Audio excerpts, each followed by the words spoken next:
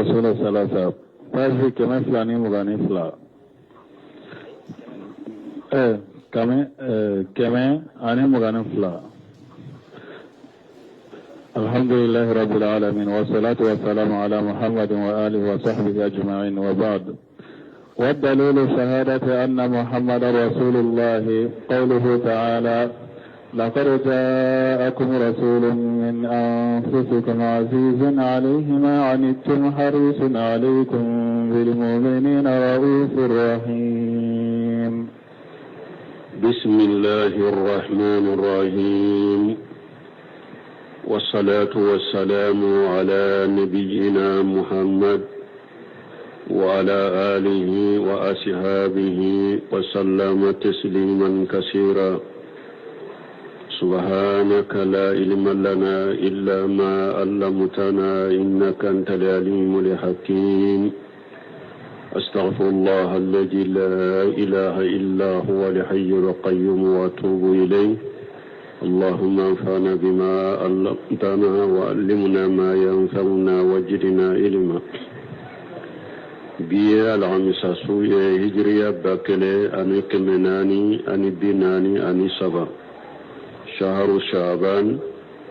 من هجرية سانكالو سجنا بسوية ومغاني كلنا ميلاد النصاروكا جاتي بافلا أني مغاني فلا سانكالو سبانا بسوية ومغاني ناني ناي. ambe dawda bugu masjid ar-razaq ambo kono darasu be imamuna Sheikh Muhammad ibn Abdul Wahhab aka kitabu kono salasatu usul. Ambe silamiya jon senduro ambe ulude faranfansialila harbi ambe jon sen folo indela folo ninye shahadatu an la ilaha illallah وبنا بتاب منك. والدليل شهادة أن محمد رسول الله من محمد رسول الله وفنا كسلاميات جونسين دودو ودل يموني قوله تعالى لقد جاءكم رسول من أنفسكم عزيز عليه ما أنتم حريص عليكم بالمؤمنين رؤوف رحيم. وركن الأول من أركان الإسلام مكون من شيئين. سلاميا جونسين فلو على دلالين دي كفلا دكا كفلا فرالين يغنكا ودي سلاميا جونسين فلو. الأول شهادة أن لا إله إلا الله فلو كسيريا لا قبة في سيتي من كبتو ni ala kelempewte. وثاني شهادة أن محمد رسول الله فلنا كسيريا لا كم محمد على كتشيدن دو كسين نما باكا نونو فلا فرالي نيونكا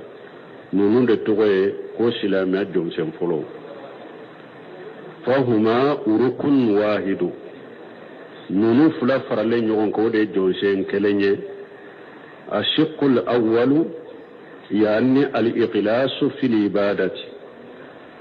والشق الثاني يعني متابعة الرسول صلى الله عليه وسلم. نونو فلا فرالين يونكا ودى تغوي كوسلا جونسين فنكلي جونسين فلو بو فان فلو وبافوا ما كو كبتو بيق قلاشي علي وهي شهادة لا إله إلا الله وبافوا ما ko kabbato be kalashi ala kelempewuye afen fulana woyede katugu ciden ko muhammadu rasulullahi la nyini ye munye mutaba'atun rasulu sallallahu alaihi wasallam katugu ciden ko kabaraw beke ala kelempewuye o ba foma al ikhlas. muhammadu rasulullahi fana bu munyira katugu ciden ko aka fota na kaketa ani ayemi sabati.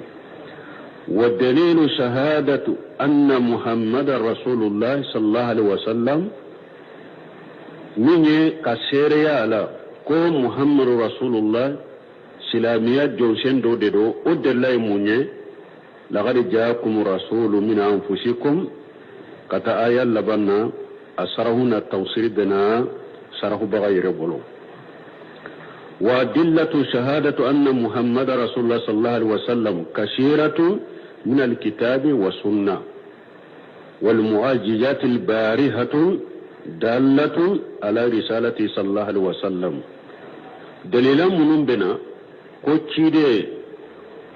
محمد كو على كتشيدي ندو دليلا من بولا قرآن كنو أني حديثة كنو تشيدي كسنة كنو وكتشا كسوبي ani desefen chama ani della jelen chama ni ala ya anati min be ciden ka cidenya sabati wa min alkitabi hadhihi alaya qur'ana kono dalilan munun nana ka cidenya ko sabatanye ni aya bo kono yaqulu ta'ala laqad jaakum rasulun min anfusikum ila akhir alaya فهذه شهادة من الله لهذا رسول صلى الله عليه وسلم برسالة وبيان صفاته ni aya min fule ninye shereya kabo ala yerefe ni ala ye shereya ke nin cidenye ka shereya ke na ka cidenya ye ani ka kan mankutu be banganye ni aya kununana ninye shereya kabo ala yerefe ka cidenya sabatanye ka shereya na ka cidenya ye ani ka kan mankutu be banganye fana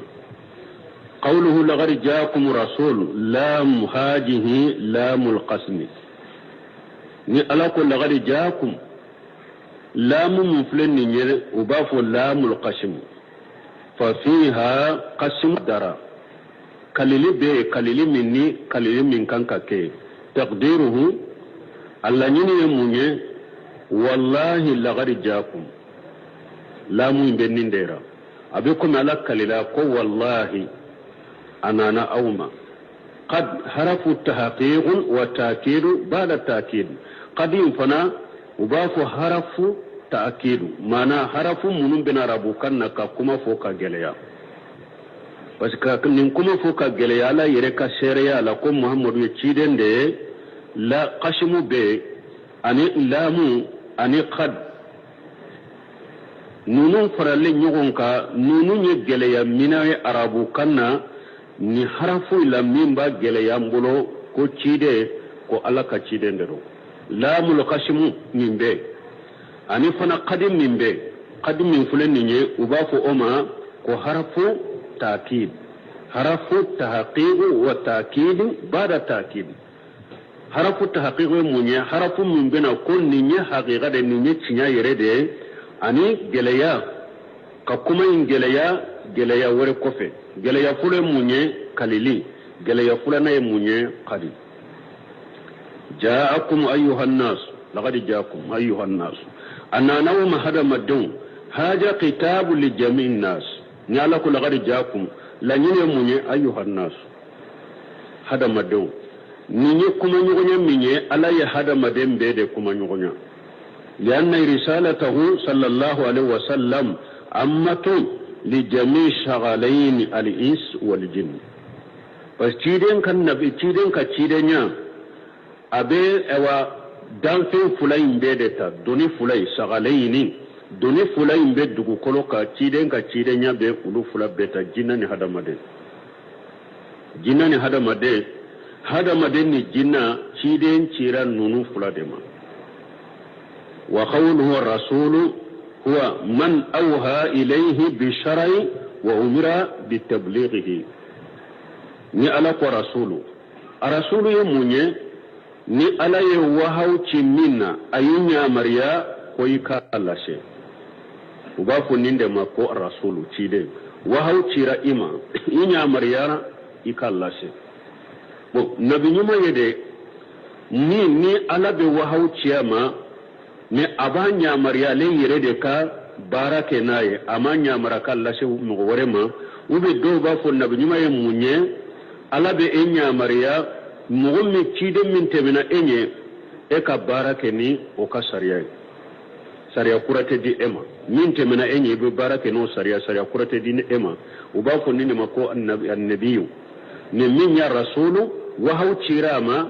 anya mariyara fana ko akalla shi summiya rasula li'annahu murassal min qibali Allah subhanahu wa ta'ala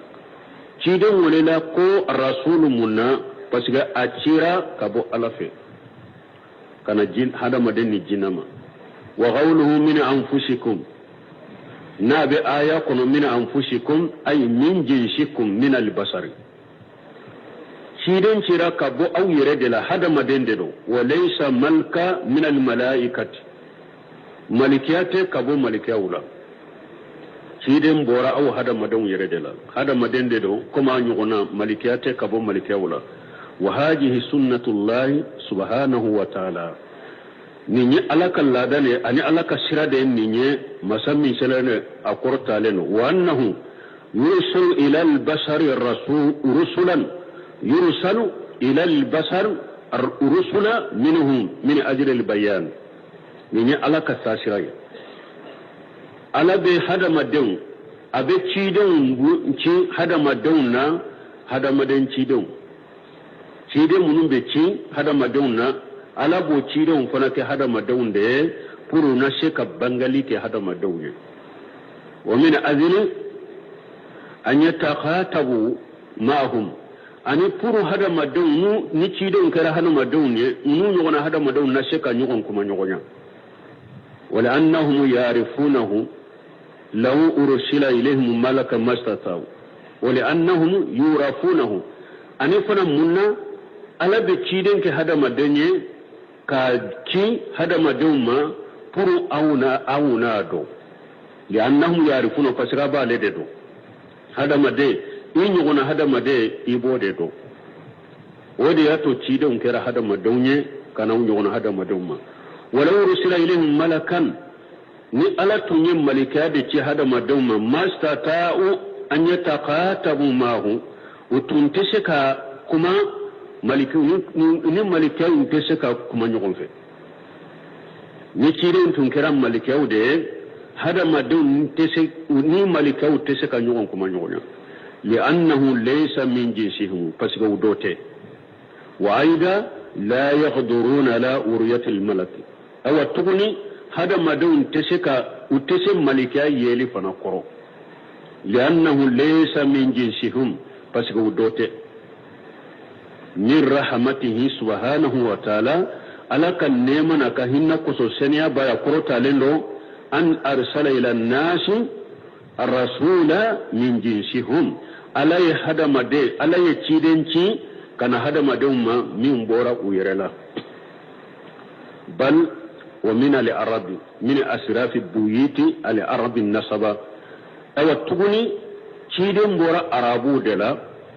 arabu fanaka bonda munu ka somogoni ka bonda munu nu uka dambe korota lendo kateme arabu beka dambe ka min bani hasimi alladhina hum asrafu ansabi quraish ciden bora bani hasimi de la bani hasimi quraish fanaka kabila bela bani hasim de korota lendo katema beka wa quraish asrafu ansabi al-arabi quraish fanala arabu bela quraish ka kabila wode korota lelo kateme arabu kalte beka bo quraishi fanala bani hashim de korota lelo kateme beka fa huwa qiyaru min qiyar yarifunahu cide nyim mo sugantilende kabo kabla sugantilenda kabla sugantilen kono ubado fana fa yarifun wa yarifuna shakhsahu cide nyere jati ayere ka hadamadenya ubado ويعرفون نسبه وبتشيدن كدمبدو ويعرفون قبيلته وبتشيدن كقبيلته ويعرفون بلده وبتشيدن كدغدو لو كانوا لا يعرفونه فكيف يصدقونه نا ياسرو تشيدن دو وباتشيا تجلا تغدي وباتشيا تجلا تغدي وبدالا تغدي ولو كان بغير لغتهم فكيف يفهمون كلامه نا ياسرو تشيدن كما كفنا kuma min ba da na ya suru arabu kan lugate uka kumate ubaka kuma fana famu chugudi wadi ato kera arabu fana na ya surabe langi wure de fo kan wure de fo munte arabu kan fanaye ubese ka aka kuma famu cogodi azizun alayhi ma anitum fa qawluhu azizun yani saqu alayhi sallallahu alaihi wasallam ajijo kore munye akagele ciden bolo saqu akagele qawluhu ma anitum yani ma yasuqu alaykum al-anatan manahu ta'abu wal musaqqa ana kore munye al anata arabu kanna amana munye shege ani geleya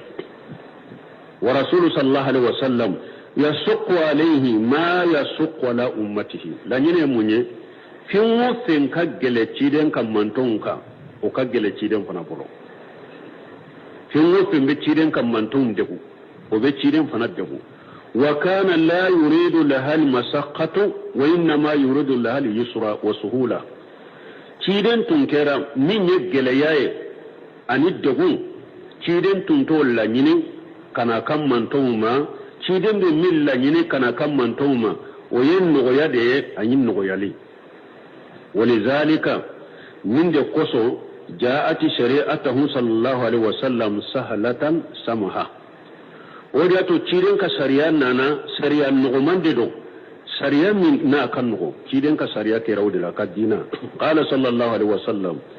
تشيرين كو كسيني نيما باكا بوشتو بالحنفية سمحة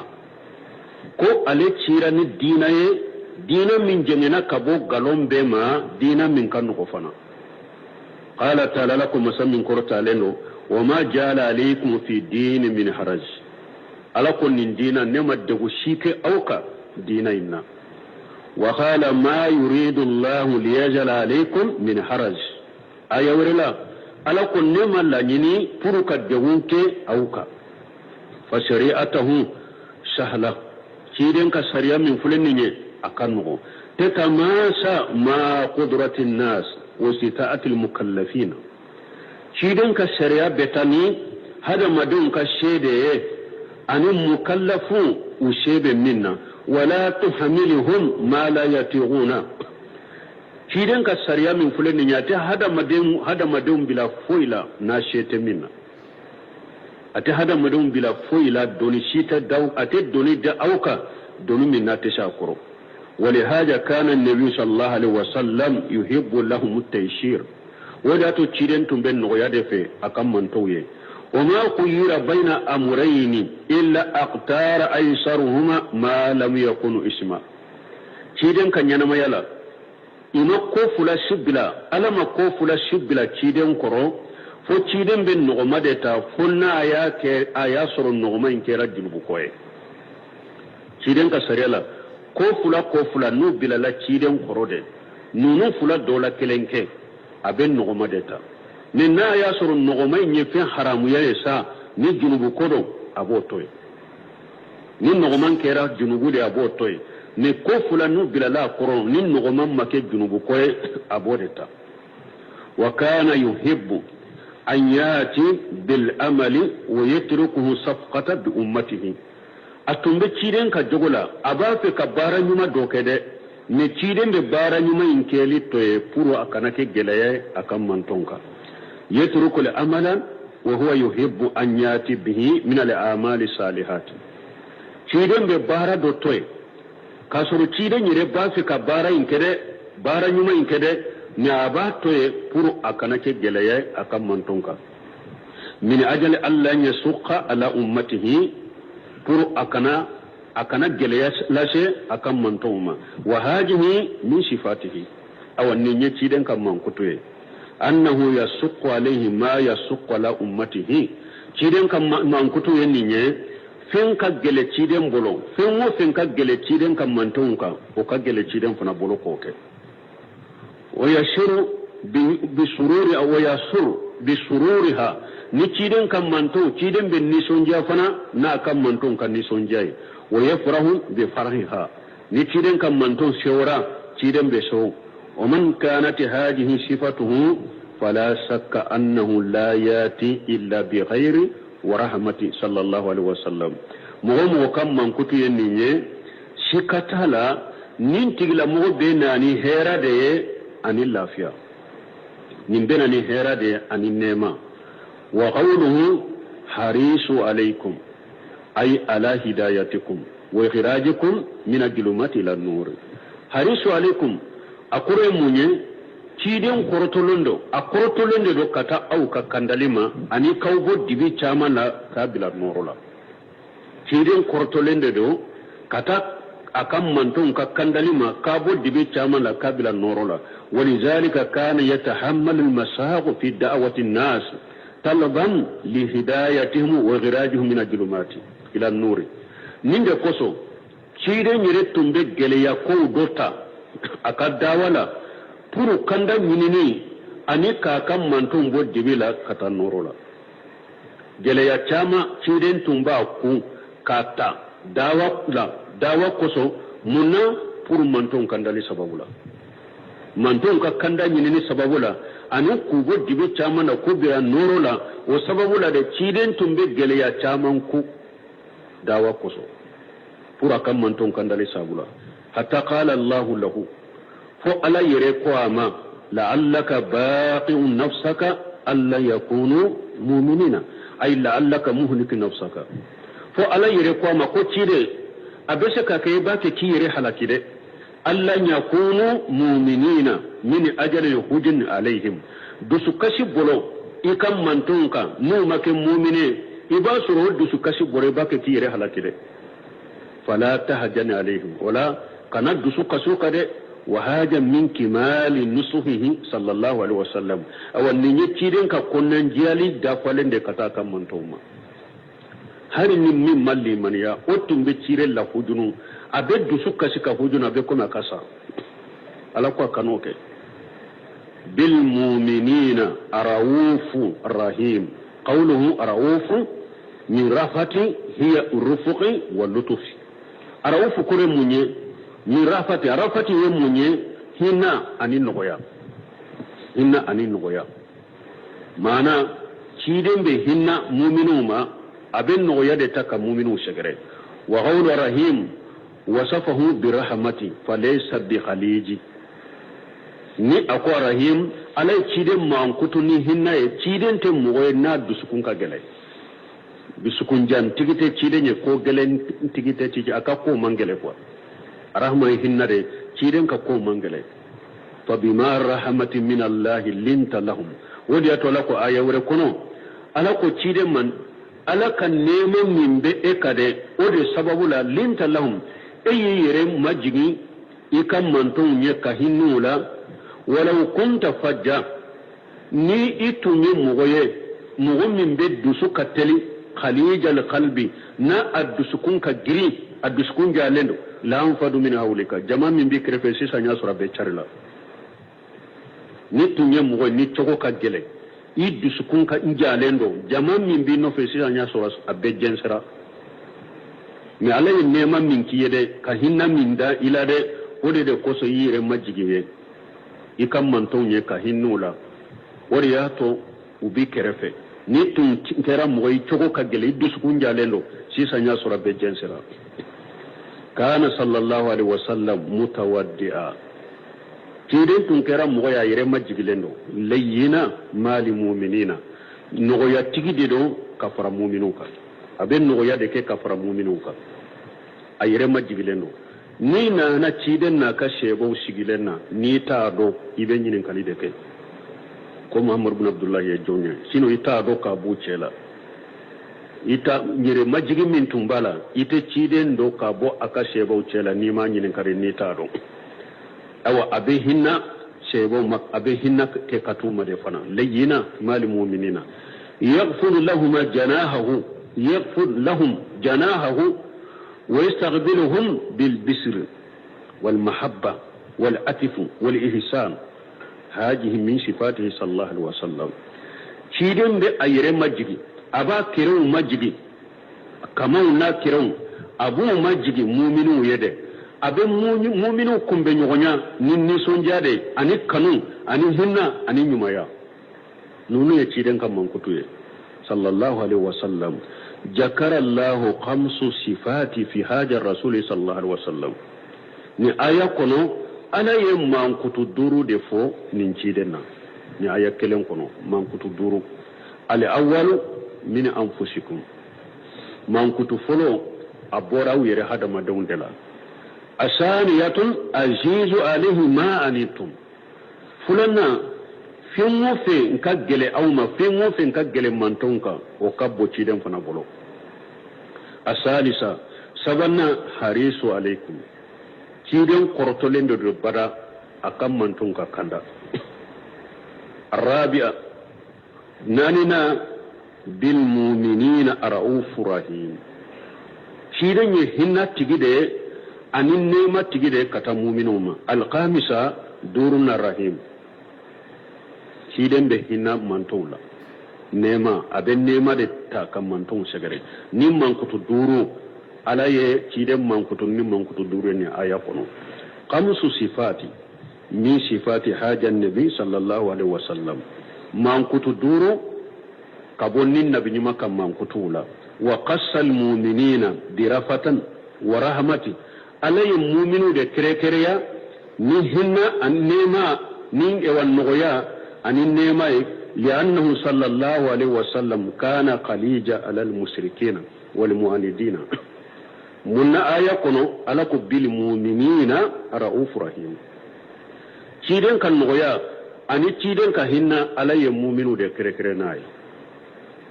munna parce que ciden tun kera atun ka giri mushriki ka ni kan nagelo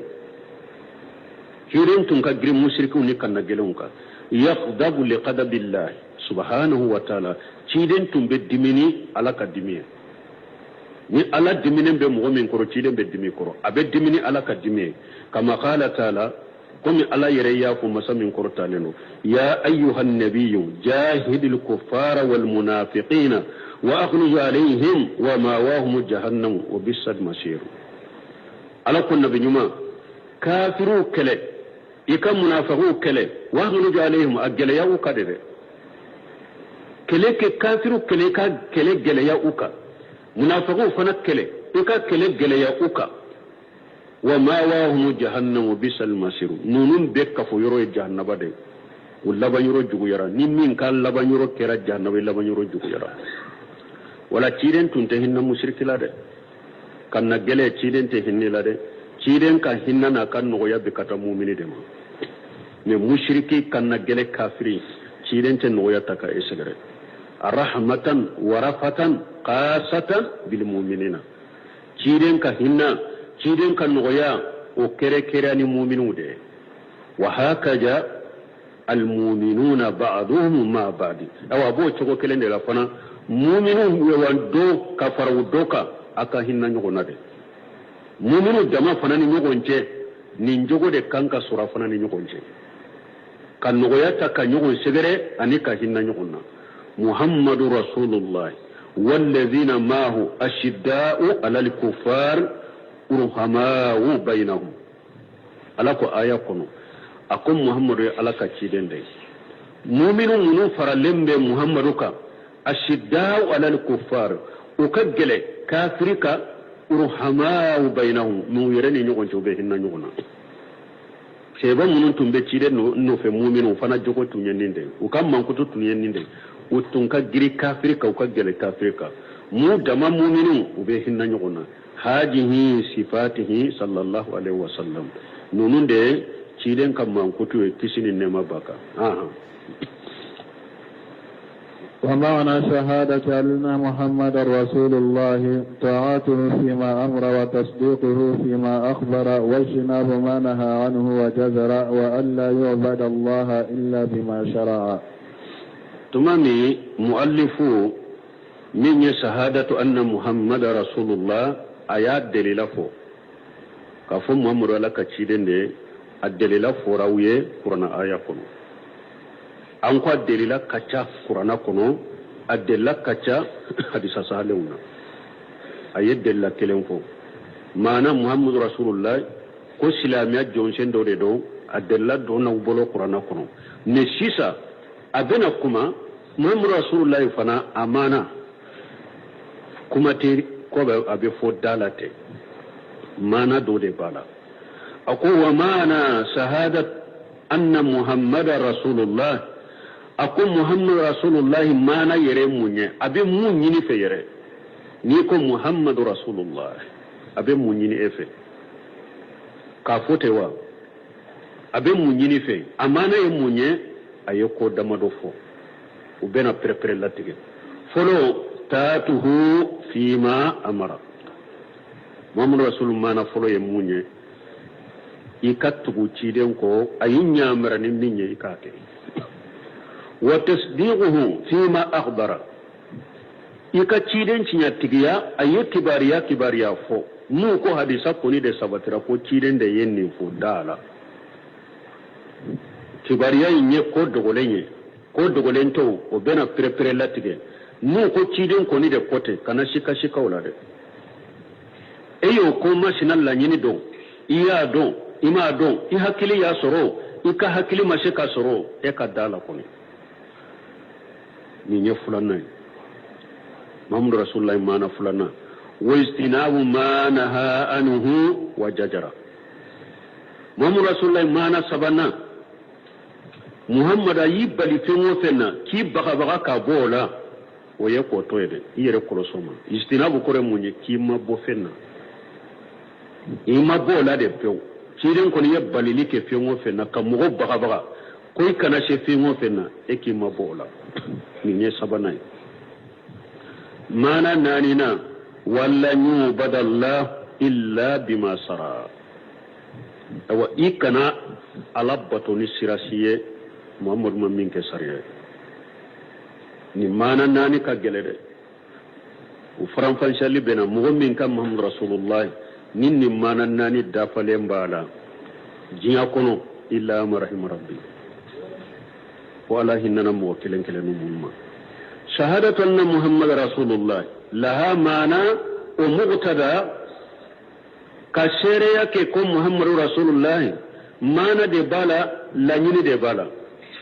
maana o muqtada qur'aninde mana de bala lanyini de bala ليست لفظا يقالا فقط كما تكوي با فوتي درو محمد رسول الله كما يكوي با فوتي فمعناها أن تعترف باللسانك أما نموني أي كافوني نيني وبقلبك أني دسكون فنك أو أشري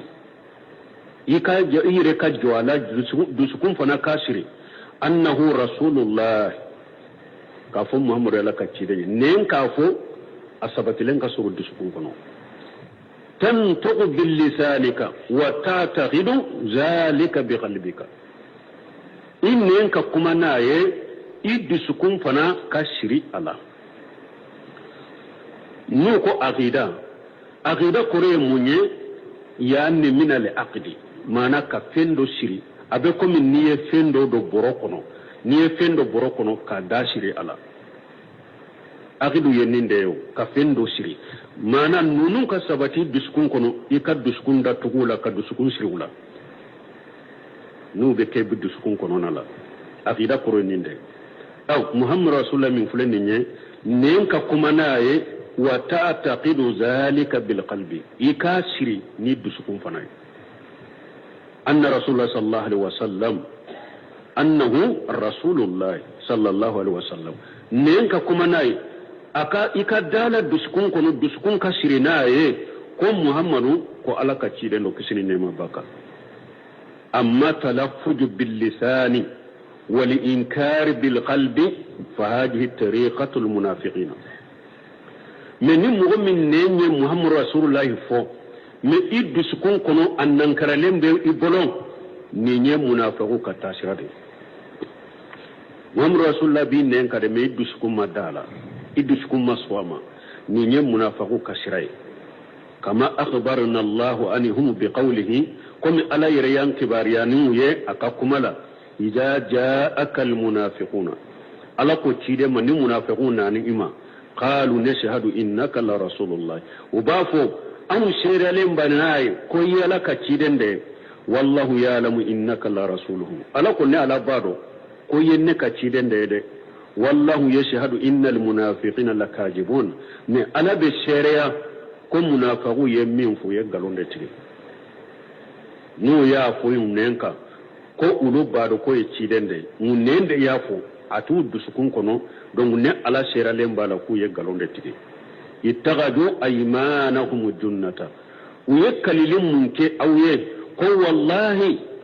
wallahi an baado ko eye cidende uye nin kalili ke pour ka ke tangana ni barashide uni awuce me cinyate de atu dusukun kono de jalu aymanahum ay shahadatuhum suturatan yastatiruna biha ukakkalili min fulani nye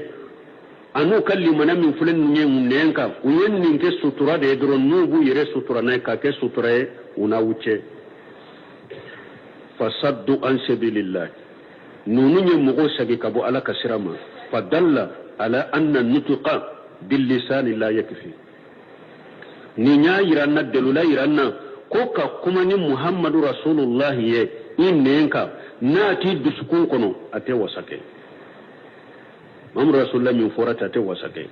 wa kazalika itikhadul qalbi ma adami nutq bil lisani liman yaqdir ala nutq aida la yakfi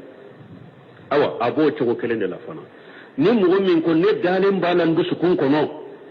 e dalen balay dusukun kono ko Muhammadu yala ka cidende me ibanna kafuni nenye bobo tiye fana inne mbese kafo ima so kafuni nenye e kalli maniya min fule duskun kono fana te wasake o fana ti wasako ye islama ye de ka fa har ni ne maser kuma info har ni ma fondala ko Muhammad ya ci danya aben duskun kono o te wasake ni bese ka kuma fon ne inde kafo ni ne nya fo wati mi de awa aben duskun kono wala ikira mu'miniye ne ni e ko aben duskun kono inne makuma nay nembe shika kuma nay fana ofana te wasakede fa innal mushrikina ya'lamuna annahu rasulullah lakinnahum yu'aniduna mushriku ba do cho udusukun kono ko muhammad ala ka cidende me u kanna geleira de kabba ka fonu ne maka mushriku kono kama qala taala kumi ala ya fo chogomi qad na'lam innahu la yahjununka الذي يقولون تيدن كو قرنا آية كنا كم محمد أكون على يادو كو كافر باكي كمين فو أباكي كي بسوكاشي فإنهم لا يكذبونك مكافر ننون بسكون كنو وتيب قالون تغيي بسكون كنو ده ولكن الظالمين بآيات الله يجحدون نتوني لكلا ننون ونين كنو وبنا لك آية ننون بنا لك تامنشي ننون ده لا ونين كافو ne udusukun kono to galon tiga yade kafiru yere dale mbala udusukun kono ko yeci dende me to nyali kala nunum bannala ka ayaw de makene mado sunu kono ba do fo hum bi qulubihim ya'tarifuna bi risala kafiru udusukun kono u yere wa dole mbala to udusukun kono ko muhammadu yeci dende wa ya'rifuna annahu rasulullah udusukun kono kafiru udusukun kono uyere bado ko muhammadu ala ka cidende walakin mana'ahum likibiru wa mana'ahum linad min al-iqrar bi risalatihi ne munye kafiru bali unnen ka cidenya sabati nun ne yere bonya anikka na geleya ode yu bali nun ne mashaka cidenya fo ka sabati yere bonya ni kana geleya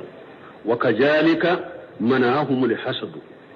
abo togo kelena fana hashiriya fana yubali unnen ka cidenya sabati hashiriya de yubali ala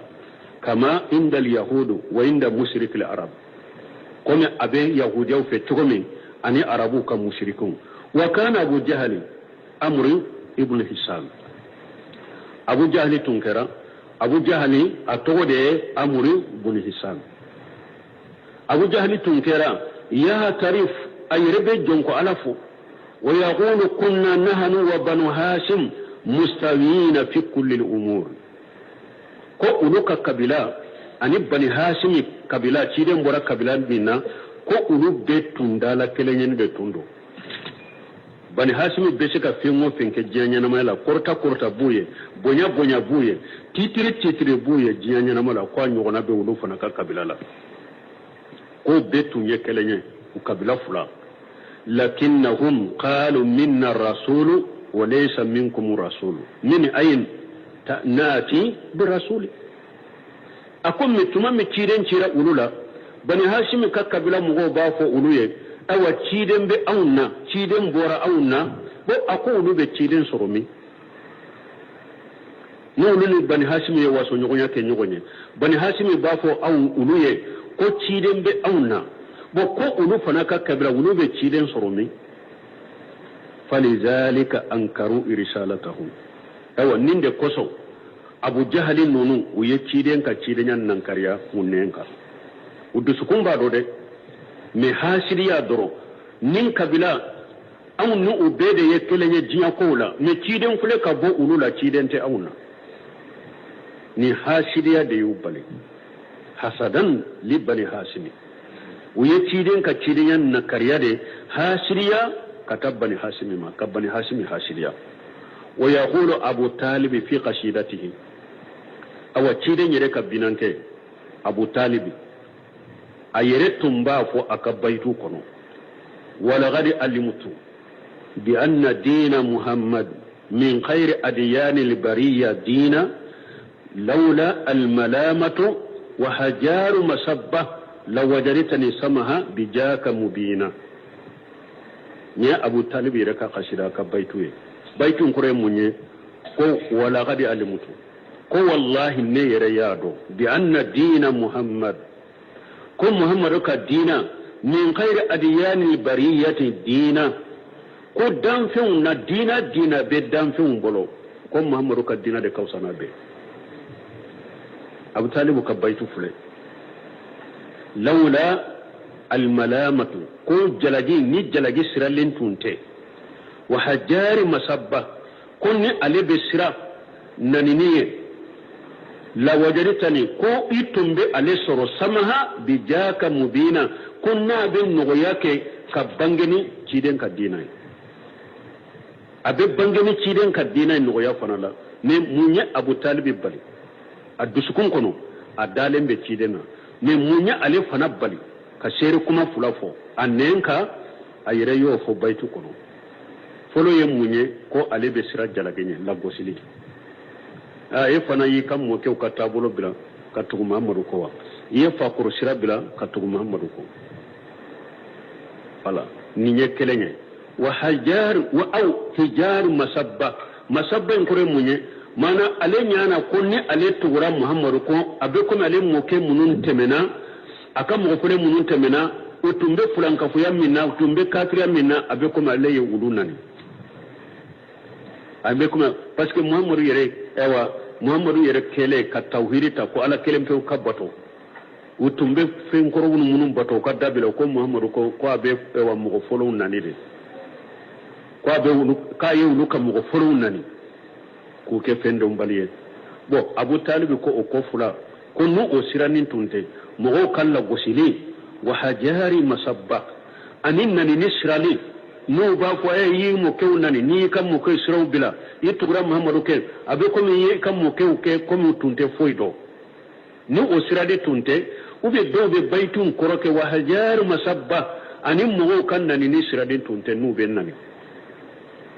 ni jalagi sirade tunte ani mugo kanna ni Israeli mo tunte ko ale tumbe bange ni ciden ka dina e kabila keneka ya tarifu bi qalbihi bi risalati Muhammad Abu Talib be jo ala ni adusukunye Abu Talib dusukun njena naye ko Muhammad ala ka cidenye lakinni manatul hamiyya al jahiliya imai jahiliya la fasaliyata li qaumihi jahiliya la fasila kan mugoye oyata falam yakfur bidini Abdul Muntalabi amaso ka kafirani Abdul Muntalabi ka dina ka bo ola alladhi huwa ibadatul asnam ninye boli batoye parce que le nyana Abdul Muntalabi dina ninne bora la dro ka tugu ciden ko nyimmo kenani mo kenyana ni parce que nya ayira atunte fena atumbe fulanka foya de la wode yato shegu nyire ya fo shegu sal fawzani akon minye aka jahiliya la fasaliyata utumbe jahiliya minna kokoro jahiliya fasaliyata li qaumihi كاكم مو لفصا فلم يكفر بالدين عبد المطلب أما كافراني عبد المطلب كدين مسو كبو على الذي هو عبادة الأصنام من يبولي بطوني فهم يعترفون بالنبوته بقلوبهم ولا نيايرنا كما كافروا يرتم بسو وسنن دسكون سنن تمبه تشيدن كتشيدن يما فلا يكفي الاعتراف بالقلب من يدسكون كسو تشيدن كتشيدن يما أنه رسول الله يدسكون كسو كو تشيدن يلا كتشيدن وتي وساكنه بل لا بد أن ينتق باللسانه أن ينطق باللسانه فو يككمنا نين فنا يدي donc afamura sisa limaniya muhammadu rasulullah nin ne nyafo ate dusukun kono ate wasake ni dusukun fana dara muhammadu la in ne mbese ka kuma kafo in ne maso kafo o fana ti wasade summa la yakfi nutqu bil lisani wal i'tiraf bil qalbi bal la budda min amri salis inni neen fana ka muhammadu rasulullah fo dusukun fana ka soama nunun fula o fana te se ka wasake tuguni de neen ka muhammadu rasulullah fo dusukun ka soama nunun fula fana te se ka wasake fo ko sabanna yin bena wa huwa al itibau wo yemunye tugunyogona ikatugako tugako de ni ne nya fo ko muhammadu rasulullah iduskun sonnama ko muhammadu rasulullah me tabuno wore de be e bolo dugu koloka e be ala bato no de ko sheikh fulana ka tabulo ko terega fulana muhammadu rasulullah ko ni bidala iduskun dale mbala fana ko ale de ci denye me itake ka tugale ko fana te wasake de nin ne nya fo be biskun kono fo sabanna in fana ka sabati bolo min ye ciiden ka tugunyo kono qala allah ta'ala fihi ciiden ka tugunyo kono ala ko cogodi ala ko fallazina amanu bihi ala ko mu'minu liman ra ciiden wa ajaruhu nu ya sembentiya wa nasaruhu nu ya addeme wa tabawu nural ladhi unjila ma'ahu nu tuguran nuroko nuru min jigina kafaraka ulaika humul muflihuna ala ko nunun tigila mogo de ye ganye bagawi be mun nyine ala fe u ba soro u be sira min ala bu kisama ni aya kono ala ya yira ni e sonna ciden ka ciden nya maforin nenka bisukun jena nay iye ciden sembentiya iye ciden deme itugura ko nin tigila mogo de fala hakkiye me ni mogo en ne nye ciden ka ciden nya fa bi bisukun kono ne imaso ka tuga ko ani noro minana ani ciden nya minana ima tuga ko ola min al falaha eto soro la bara hatta law nasarahu misl abi talib wa hamadunahu aw hari ni ciden de mede comme abu talib nyogona ciden abu talib ye ciden de me kala fasa وهو يعرف أنه رسول الله أباد ود سكون كنو فنقول لك تشيدن دو لكن لم يتبعه ما تشيدنكو أبو طالب ما تشيدنكو فإنه ليس بمسلم حتى يتبعه أو أبو طالب تسكا كسلامي أبدا فوق تشيدنكو يتسكا كسلامي فوق تشيدنكو أيني دو فرنسي نقول لجنة أبو طالب فلك أدو سكون كنو أجناني تشيدن كتشيدنياي أو أياد دمي فنا aye ciden de me ka ciden la fasa me tanki ne me ciden ka ciden ya fo amake islamai tanka matugu ciden ko ciden ya nyamara ni minye koke aya bani mina kotoy tanki amashik amoke amashik koke amake islamai wali haja qala shaykh ninde koso minye shaykh mamru bin abdul haba ko wa mana shahadatu anna muhammadar rasulullah tatuhu fima amara wada ka ko muhammadu rasulullah mana ye minye ayi nyamara ni minye tuga ko ola wa tasdiqu fima akhbara ika dala ka cinya tigiya yati bariya min ko ika cinya tigiya wa istinabu ma naha anhu wa jajara ayibadilike kabo minna kamo bagaba kabo minna ikima bo ola walla nyu badalla illa bimasara ikana alabato ni sirasiye nama minke sariyayo fala budda mali itirafi bi risalatihi jahira atenya ni ewa chiden ka chidenya ni ya ko innenka keneka wa batina wa itiqadan abi kununa fana abi iddu kunya sire fana wala budda min itibaihi sallallahu alaihi wasallam awalla budda foy ka tuwa ko fana de la ilaha illallah folen ben nenka ne muhammadu rasulullah aforan nenka abi diskun kono kola ka ciden de do foy ka tuwa ko de ikatu ko ciden ko de ويتلقص ذلك في هذه الأربع كلمات ولود سرنيالين فلان من كلمة ناني كنو التي ذكرها الشيخ رحمه الله معنى محمد رسول الله من بيدا كنو نبي بسكون كنو pour akasheki wasa amana afulika ulude surunya min kalima nani kono al-awwal folo taatuhu fima amara tugu ciden ko yinya amara ni minye yaqulu Allah jalla wa ala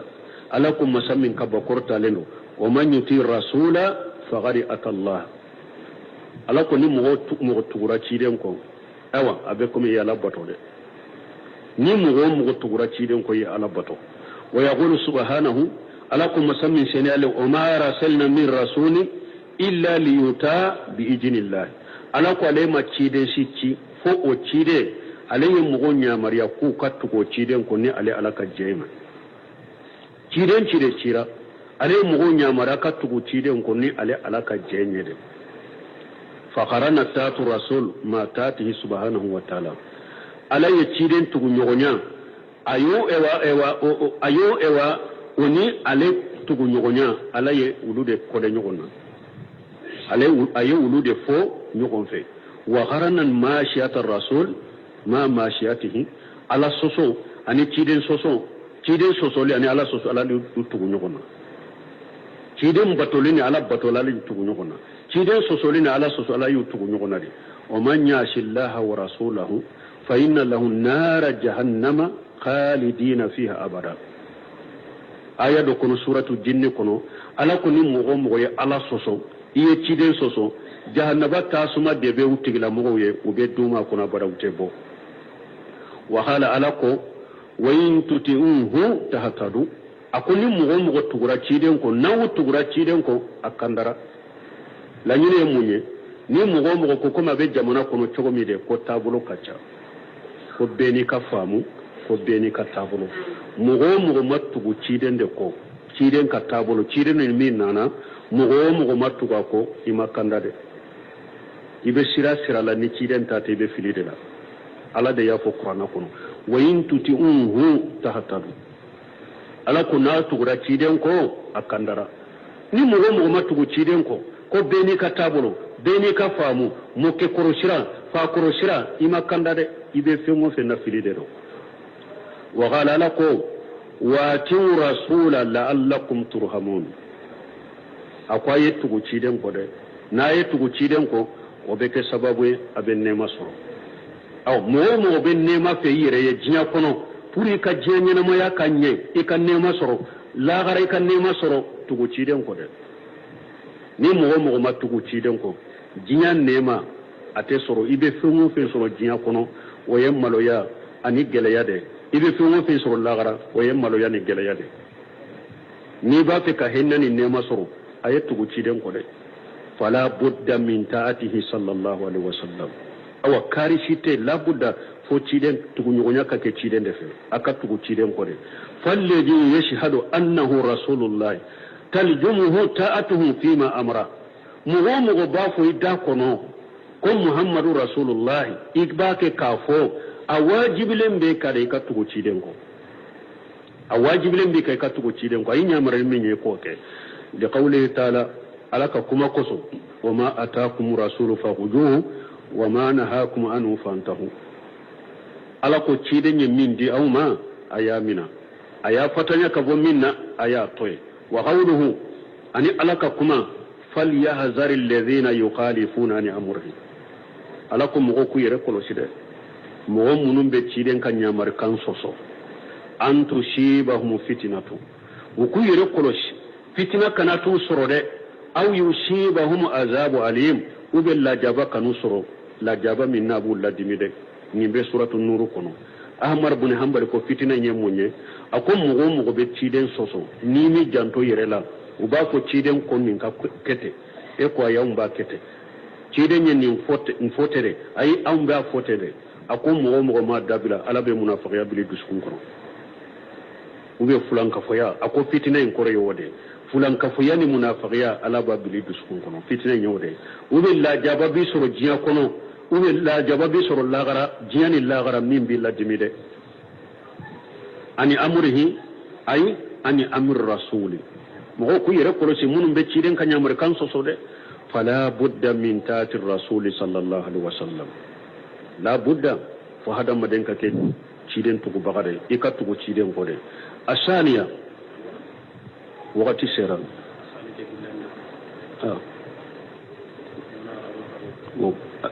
to tora minna akaja atese ka perperlate ka be mo ka famu koni muhammadu rasulullahi mana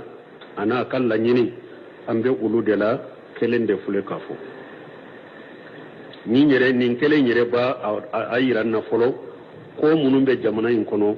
jenjugu munumbe jamana in kono folo be ngalode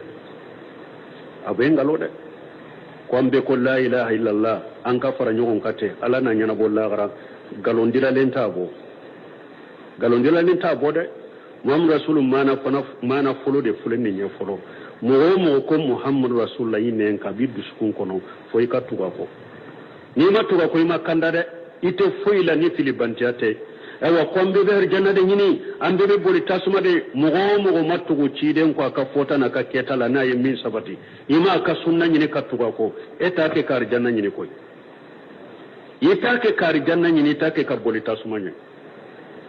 ibi kanyana moya kuni be yere sako kela ewa tenya ibolo fana koy ayen nyugo nege chogo ka nyugo marasa chogo atenya de fo akatugo ciden ko de ale de ciden yare de cira mo shika mo folo machi mo shika mo ke machi mo shika fakoro machi shegu shite jamana en kono min cira nyana maya nasu shegu shite min cira woli jite min cira maba shite min cira amma ciden de cira amma be kam mo folo be lagara koy imo ke be lagara ifa koro do be lagara min ni mo sara do be kede ala ka fara ciden ka jamaka ala ka jatigi ke cidenye o de be fo amma dele ka fo do usila ko ala ka jatika mo ke ala ka jatigi ke o kam mo folo ala ka fara ka mo folo jamaka lagara o ma fo mo shiye donc ni aw ko ola ko beni ka tabulo beni ka tasira ka ciden ka sunna bila kerefe ka monto ka bila kerefe ka bo dina kono hari munum bu dambe ka ta sunna yerema jama dalaje yoro la utese ko daburo sunna kono ko qur'ana nan kala da nyumaw ayo bomi